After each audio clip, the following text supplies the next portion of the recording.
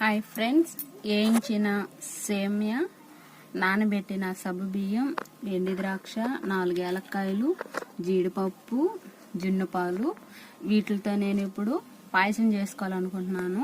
ఎలా చేస్తానో చూడండి. 2 కప్పులు నీళ్ళు పోసి మరిగించుకున్నాను. ఇందులో నానబెట్టిన సబ్బు బియ్యం వేస్తున్నాను.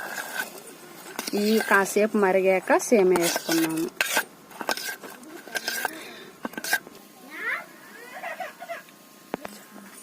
సబ్బు బియ్యం తర్వాత అవి కొంచెం మరిగాక సేమియా వేస్తున్నాను. నెయ్యిలో వేయించుకున్న సేమియా ఇది.